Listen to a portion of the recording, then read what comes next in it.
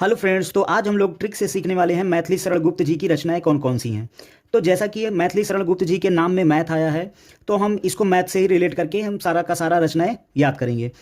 तो सबसे पहले देखेंगे, यहाँ पे पंचवटी है, तो पंचवटी में 5 आया है। तो 5 किस में आता है? मैथ में आता है।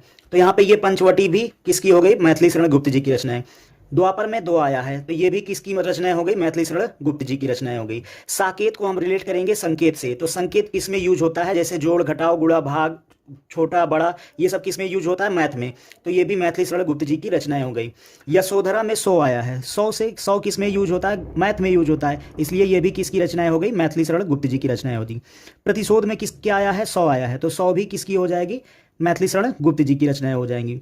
जय द्रथ वध में द्रथ आया है, द्रथ को रिलेट करेंगे हम किससे? 10 से, तो 10 किस में आता है? मैथ में आता है, इसलिए ये भी किसकी हो गई? मैथिली शरण गुप्त जी की हो गई। लास्ट में देखेंगे गुरुकुल, तो गुरु जी हमारे क्या पढ़ाते हैं? हमको मैथ पढ़ाते हैं, इसलिए ये भी क्या हो जाएगी? किसकी? मैथिली शरण गुप्त जी की रचनाएं हो जाएंगी। तो ऐसे ही शानदार वीडियोस देखने के लिए हमारे चैनल को लाइक और सब्सक्राइब करना ना भूलें।